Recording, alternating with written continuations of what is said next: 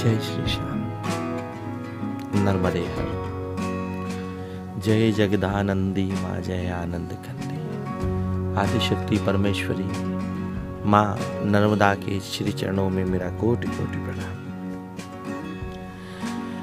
पिछली यात्रा में मैंने आपको विस्तार से बताया कि यात्रा मैंने ओमकारेश्वर से उठाई, एक सर्टिफिकेट भी बनवाया।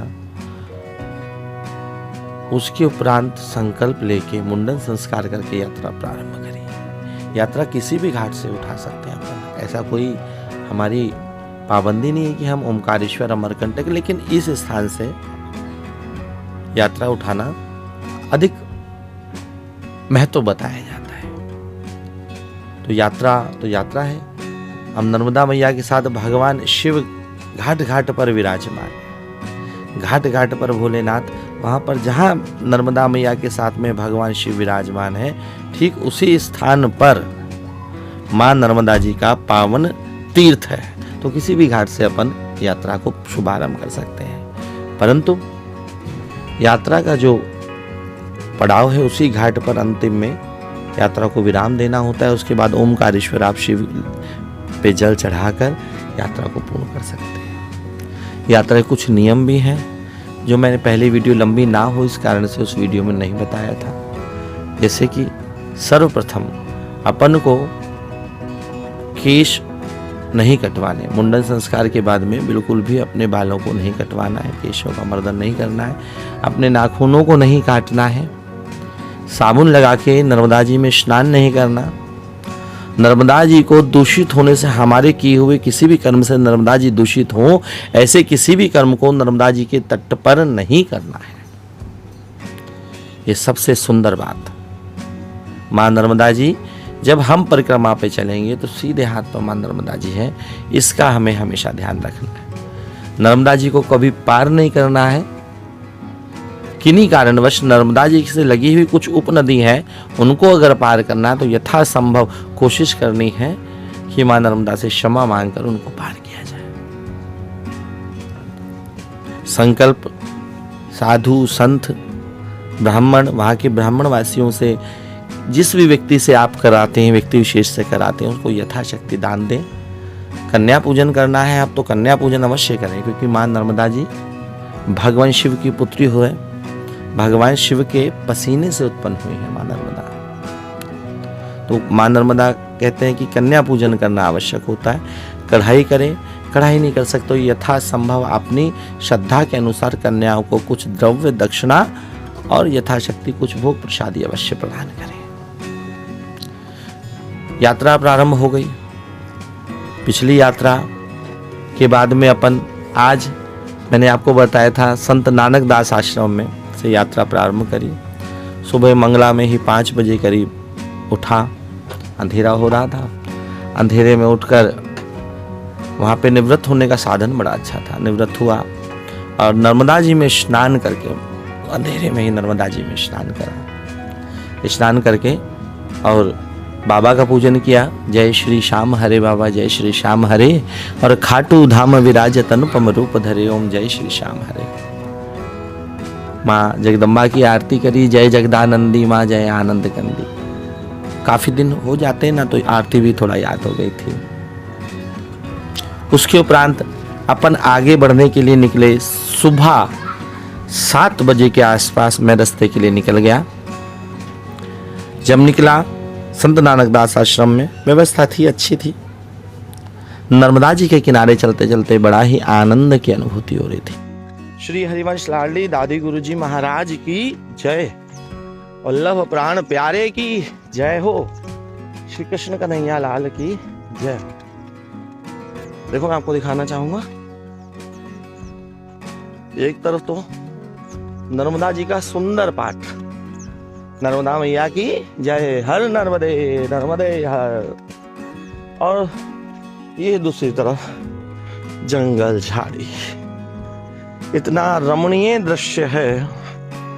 ठाकुर जी साक्षात यहाँ विराजते हैं। ऐसा अनुभव लगता है कि मेरा गोविंद यहाँ रहता है जरूर। इतना सुंदर दृश्य। एक तरफ तो नर्मदा मैया, और ये हमारी छोटी सी पगडंडी, इस पर हमें बहुत समय बचा। कृपा गुरुदेव ने करी, गुरुदेव के आशीर्वचनों को माथे धरकर इस राह पे चल रहा हूँ और मुझे भरोसा है, कृपा है, कितने जंगल में भी चलने की वही कृपा करेंगे, वही हिम्मत देंगे। बहुत ही सुंदर दृश्य, एक तरफ पगडंडी, दूसरी तरफ ये जंगल। जंगल का दृश्य भी देखें, कितना भयंकर जंगल, प्राणी मात्र का नाम नहीं। और दूसरी तरफ ये पगडंडी, प्रभु कृपा, दादी गुरु जी की कृपा रही, बाबा श्याम की वल्लभ प्रभु की, नर्मदा मैया की कृपा रही, यमुना मैया की कृपा रही, तो हम कुछ समय बाद आप देख रहे होंगे उस पार पूरी परिक्रमा करके उस पार से पुनः वापसी की परिक्रमा। ये दक्षिण तट है, इस पर मैं अभी चल रहा हूँ। वापसी में उत्तर तट की तरफ चलेंगे और वो उत्तर तट सामने है। कुछ ही समय बाद हम उत्तर तट की तरफ चलेंगे और ये उत्तर तट बहुत ही सुंदर है। हाँ, दक्षिण तट कहते हैं, आसुरी तट तो सिर्फ तट है, लेकिन उत्तरी तट कहते हैं दैवी है। पर ऐसा कुछ नहीं अनुभव हो रहा अभी तक। तो भगवती की कृपा, बाबा श्याम की कृपा, दादी गुरु जी की कृपा से अपन अच्छे ठीक भली भांति प्रकार से चल रहे हैं और बहुत ही सुंदर दर्शन, बहुत ही सुंदर। इतना जंगल, इतना बियाबान जंगल, उसके बावजूद भी इतना सुंदर दर्शन। हाँ, अपन देख सकते हैं, मेरे पीछे का एरिया आप देख रहे होंगे, पूरा जंगल, पहाड़। हाँ, मैं दूर से दिखा रहा हूँ, देखो पहाड़, इन्हीं पे चढ़ चढ़ के अपन को जाना होता है। अभी तो फिलहाल सामने ही वाली पगडंडी वाला रास्ता है और बहुत ही सुंदर कृपामय रास्ता, भक्तिमय। कहते हैं कि यमुना मैया भक्ति प्रदान करती हैं, अष्ट सिद्धि नवनिधि प्रदान करती हैं, ठीक इसी प्रकार नर्मदा मैया वैराग्य देती हैं। और मैं दिखाना चाहूँगा, मैं नर्मदा जी के बिल्कुल तट के बिल्कुल समीप, बिल्कुल किनारे उनके सानिध्य में आ गया हूँ। यही नर्मदा मैया जो दर्शन मात्र से मनुष्य का कल्याण कर देती है। स्नान करना तो वो कितना पुण्यशाली हुआ। स्कंद पुराण में, नर्मदा खंड में इसका पूर्ण रूप से वर्णन है, देखते जाएं। बैग तो भारी है, परंतु अब चलना तो है, कंधे भी दर्द कर सकते हैं, पर ये मैया, यही बाबा श्याम गुरुदेव ही कृपा करेंगे, वही पार लगाएंगे। अब सोचिए, जो व्यक्ति एक गिलास नहीं उठा सकता, उस पे इन्हीं की कृपा है जो चलता है ना। बहुत ही सुंदर, बहुत ही सुंदर दृश्य। और हम देख सकते हैं नर्मदा मैया का वो सुंदर पाठ, और इस तरफ सुंदर जंगल, पाठ के किनारे किनारे, घाटों के किनारे किनारे से चलना एक बहुत ही आनंद और सुखमय मुझे महसूस दिया। और नर्मदा मैया का सानिध्य मिले तो उससे बढ़िया बात ही क्या है। आइए मंगलाचरण करते हैं। श्री गोवर्धन नाथ पाद युगलम मह्यम गोविंद प्रियम नित्यम श्रीमध्वादिकम सुकरम श्री विठ्ठलेशम मुदा श्रीमद्वारदेशपति गोकुलपति गोकुलेंद्र विभुम श्रीमद मनमोहनम नटोरम श्री बालकृष्णम भजे श्रीमद वल्लभ विठ्ठल गोविंदराय विभुम श्री बालकृष्ण गोकुलनाथ रघुनाम तथा एवं श्री अनुनायकम कीलम घनश्याम चतुर्दश जानम कालिनी सौगुरु गुरु प्रभु समेत श्री गोवर्धन नाथ की जय हो। श्री हरिवंश लाडली दादी गुरु जी महाराज की जय हो। श्री कृष्ण गोविंद हरे मुरारी, हे नाथ नारायण वासुदेवा। श्री कृष्ण गोविंद हरे मुरारी, हे नाथ नारायण वासुदेवा। बोलो बोलो प्रेमियों श्याम बाबा की जय। बोलो बोलो प्रेमियों श्याम बाबा की जय। श्याम बाबा की जय। खाटू वाले की जय। बोलो बोलो प्रेमियों श्याम बाबा की जय। बोलो बोलो प्रेमी श्याम बाबा की जय। श्याम बाबा की जय। खाटू वाले की जय। खाटू वाले की जय। मुरली वाले की जय। बोलो बोलो प्रेमियों श्याम बाबा की जय। बोलो बोलो। ये देखिए ये कमंडल अपने को साथ में रखना पड़ता है, साथ में ये दंड भी। ये कमंडल और दंड दोनों साथ में रखना पड़ता है। कहाँ प्यास लगे तो पानी हो ना हो, उसके लिए पानी की उपलब्धता अपने साथ रखनी चाहिए। इसलिए धीरे धीरे पग पर बढ़ते हुए मैं आपको थोड़ा सा जंगल का दृश्य दिखाता हूँ। कितने बियाबान तट में जंगल और तपस्या के लिए स्थली बिल्कुल उचित। तप करने से साधन की प्राप्ति होती, भक्ति की प्राप्ति होती है, और भक्ति करने से प्रेम उजागर होता है। प्रेम जब बढ़ता है ठाकुर के प्रति, ठाकुर जीव से सांसारिक वस्तुओं को, समस्तों को अपनी शरण में ले लेता है। एक बार जीव भटकने का प्रयास करता है, लेकिन गोविंद अगर उस समय ना भटको तो ठाकुर फिर वो सर्वस्व अष्ट सिद्धि नौ निधियां प्रदान करता है जो वो कभी जिंदगी में प्राप्त नहीं कर सकता था। लेकिन ये सब अपनी भक्ति पर निर्धारित है। भक्ति ऐसी करें जिससे गुरु और गोविंद दोनों ही प्रसन्न हो, क्योंकि गुरुदेव ने हमें गोविंद से, हमारे श्याम प्रभु से मिलाया, और श्याम प्रभु हमारे गुरुदेव के कृपा से प्राप्त हुए। जब उनकी कृपा हुई तभी हमें श्याम प्रभु प्राप्त हुए। इसलिए गुरु और गोविंद दोनों का समान आदर करें, समान उनके प्रति श्रद्धा और पूजनीय भाव रखें। नर्मदा मैया का दर्शन कर रहे हैं आप, ये इनका दर्शन करने मात्र से पापों की मुझसे मुक्ति मिलती है। और ये बियाबान जंगल देख सकते हैं आप मेरी तरफ, और ये नर्मदा जी का तट, वो उत्तर तट आपको दिखाई दे रहा होगा, उस पर भी आऊँगा। वीडियो बहुत ज़्यादा लंबी ना हो, इसके लिए मैं भी विश्राम करता हूँ। वीडियो को मैं नहीं, मेरे तो अभी शुरू हुआ है चलना, है ना। एक बार सभी बोले कि हरिवंश लाल दादी गुरु जी महाराज की जय। जय श्री वल्लभ, जय श्री श्याम, नर्मदे हर। नर्मदा जी कृपामयी, करुणामयी है, और ये विश्वास तो जागृत हो ही चुका था कि अपने को नर्मदा जी के परिक्रमा में किसी भी प्रकार से, किसी भी तरह से ठहरने की और भोजन की व्यवस्था की चिंता ही नहीं करनी चाहिए। वो माँ जाने, वो माँ का भरोसा रख के हमें परिक्रमा प्रारंभ करनी चाहिए। माँ उसका ध्यान रखती हैं। नर्मदा जी के किनारे किनारे चलते बड़ा ही आनंद आ रहा था। सुबह का समय था, दास चले जा रहा था धीरे धीरे, पग पग पग पग पग चलते चलते। जंगल क्षेत्र, सुंदर मंदिर दिखा। लगभग 7:37 के आसपास में एक सुंदर मांडव्य ऋषि की पवित्र गुफा का दर्शन करने का सौभाग्य प्राप्त हुआ, जो नर्मदा जी के निकट है। वहाँ भी कुछ परिक्रमावासी मुझे दिखाई दिए, कुछ परिक्रमावासी वहाँ भी दिखे मुझे। मांडव्य ऋषि के आश्रम से के दर्शन करने के कुछ ही दूर पर विशेषेश्वर महादेव का प्राचीन मंदिर दिखा। आगे बढ़ा तो किनारे किनारे किनारे किनारे किनारे बड़गांव में एक प्राचीन मंदिर का दर्शन हुआ। आगे बढ़ा तो दूर से दिखाई दिया माँ चामुंडा का एक मंदिर, बहुत ही दर्शनीय था। नर्मदा जी के तट पर सिद्ध महात्मा और संतों की तपोभूमि होने के साथ साथ ये देवभूमि होने का भी सौभाग्य प्रदान करती है, क्योंकि मार्कंडेय ऋषि ने भी यहीं तप करा। करीबन सुबह 8:22 पर शालीवाहन मंदिर के पास पहुंचा। वहां पर पुनः बड़ा सुंदर मंदिर, शालीवाहन में भगवान शिव का बड़ा सुंदर आश्रम। उसके बाद में शालीवाहन से धीरे धीरे आगे बढ़कर धीरे धीरे धीरे धीरे धीरे आगे बढ़ा। एक भैरवान मंदिर था, उसका दूर से ही दर्शन करा। उसके बाद देखा तो कीचड़ वाला मार्ग था।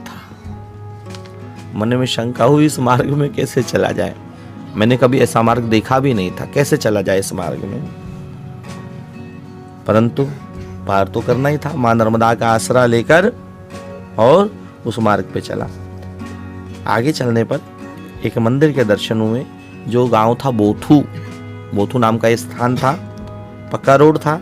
वहां पर चाय की व्यवस्था थी। आप सोच सकते हैं 8:22 पे और चाय ना मिले, हम दिल्ली वासी चाय ना मिले तो फिर आनंद कैसा। हाँ, तो चाय पीने के बाद में वहां से आगे बढ़े। पुनः कच्चा रोड पर आरंभ हुआ तो केले की और गन्ने के खेत, कपास के खेत, हर खेत पर नाग देवता का एक सुंदर सा मंदिर। वहाँ के ग्रामीणों से मैंने जानना चाहा कि भाई ये मंदिर कैसा है, तो उन्होंने बताया कि हर एक क्षेत्र में एक नाग देवता का मंदिर होता है। हर क्षेत्र में एक नाग देवता का मंदिर होता है। उसके बाद मैं धीरे धीरे अपनी मस्ती में आगे बढ़ता रहा। बहुत सी पहाड़ी चढ़ी, बहुत सा स्थान आया, कहीं गांव आया। ग्रामीणों ने परिक्रमा वासियों के लिए चाय नाश्ते की भी बड़ी सुंदर व्यवस्था करी थी। अब भूख तो लग रही थी, पहले चाय पी थी ना बोथों में चाय पी थी, अब वहाँ पे चाय नाश्ता करा। चाय नाश्ते में बहुत सुंदर व्यवस्था थी। मैंने वहाँ से जाकर मेरा मन हुआ कि मैं चाय ना पी के आज लस्सी पीऊँ, तो लस्सी पी।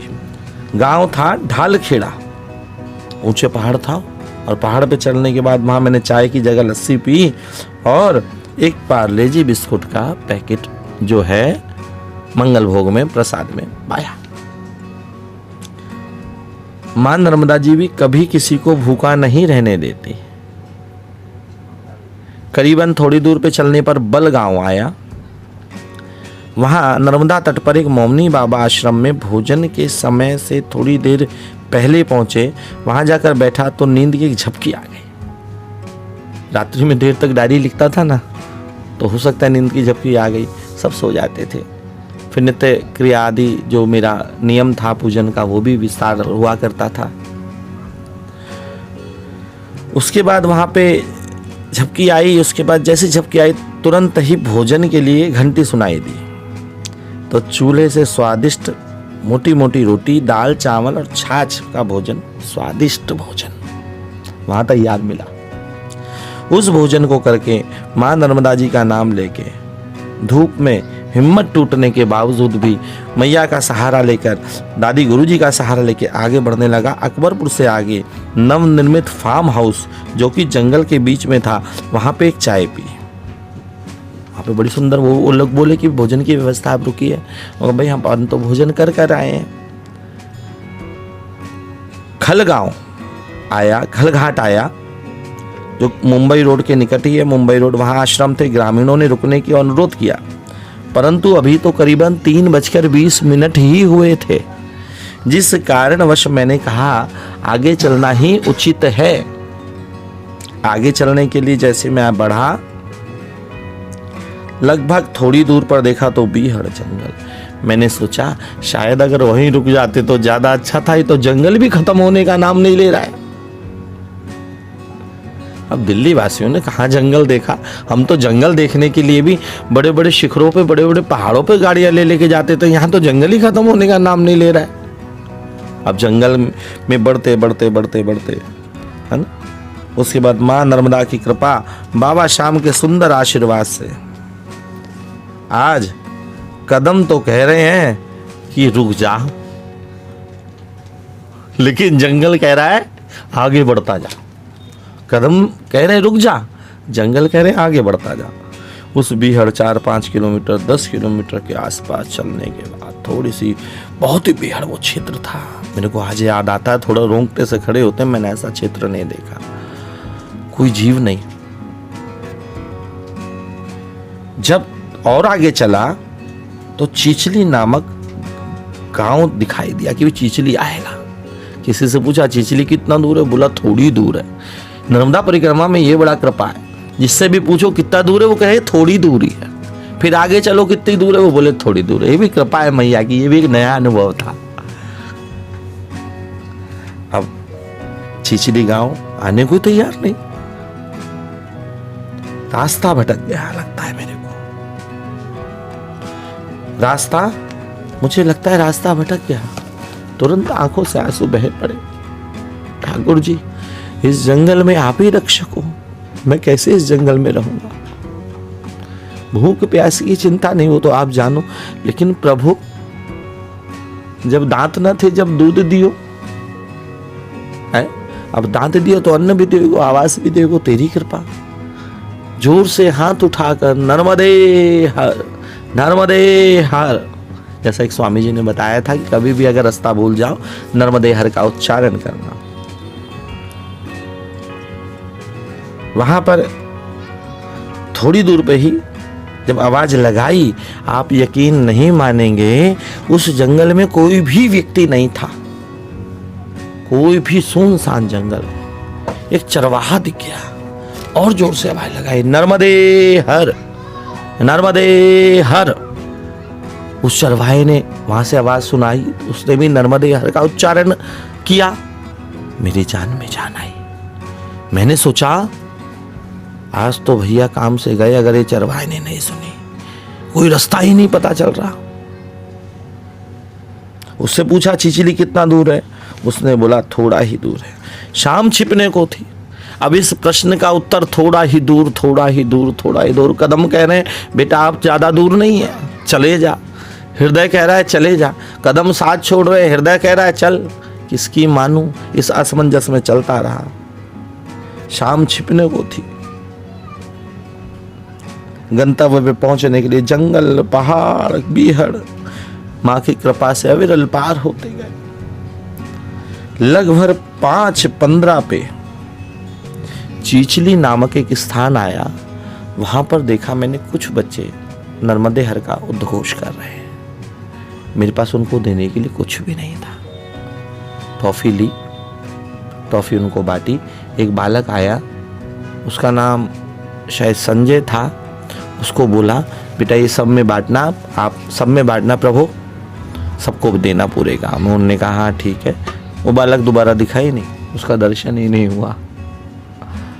जब गांव में पहुंचा, चीचली में एक सुंदर सा शंकर जी का मंदिर, हनुमान जी का मंदिर, बहुत ही सुंदर व्यवस्था।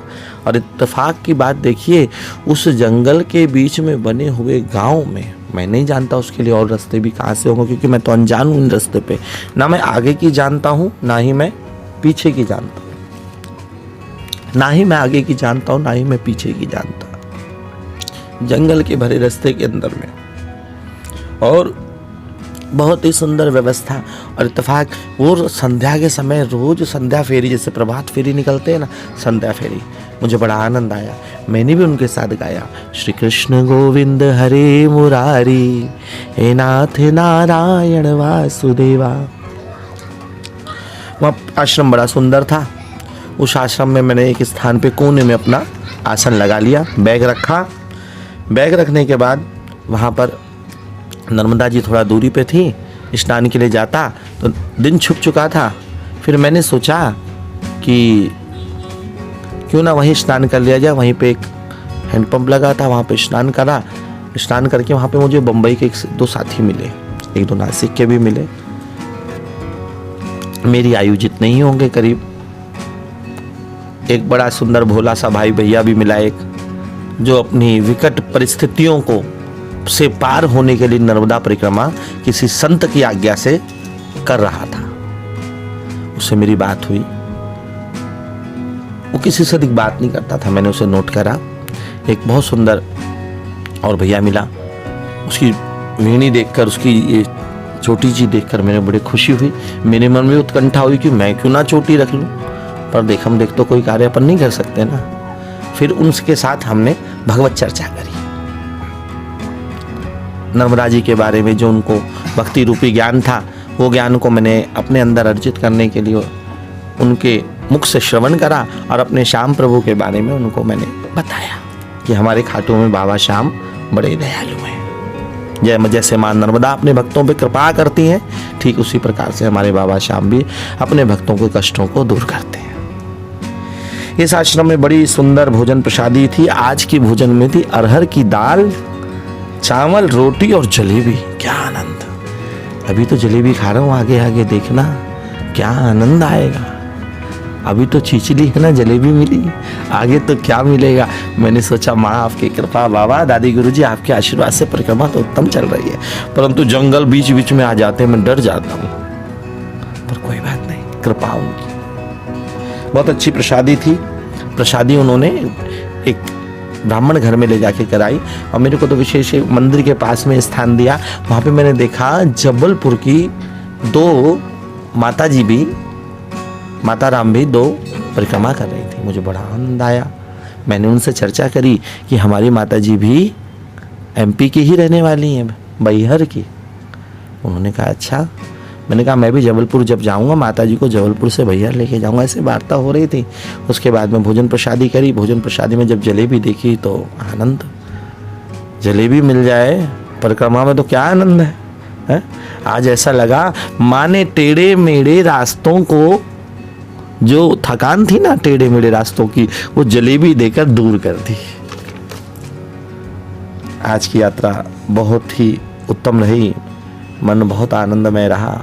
इतना अच्छा लगा कि मैं वर्णन नहीं कर सकता। जंगल, पहाड़, कीचड़, तो सब चलता रहता है। जीवन के कष्टों को निवृत्ति, वैराग्य की प्राप्ति के लिए माँ नर्मदा की परिक्रमा करनी चाहिए। और नर्मदा परिक्रमा के जो नियम है, उन नियमों में एक नियम और भी है कि त्याग करना। अपने पास केवल उतना ही सामग्री रखनी चाहिए जितनी अपने को बहुत ही आवश्यक है। खाने के बर्तन अगर रख सकें तो श्रेष्ठ है। खाने के बर्तन में एक थाली, कटोरी, चम्मच, गिलास, आपको जो आवश्यक है वो रखें। एक जोड़ी ही वस्त्र रखने चाहिए, केवल एक धोती रख लीजिए, एक ऊपर का पहनने का कुर्ता, बाकी सब नर्मदा जी पे छोड़ दीजिए। बिछाने के लिए आप योगासन की तरह से अमर ओमकारेश्वर भी से आप जब परिक्रमा शुरू करते हैं तो वहाँ पर वो पैड से मिल जाते हैं। घर से भी लेना जाना चाहे, मैं भी फालतू सामान लेकर चला गया था, ढोया।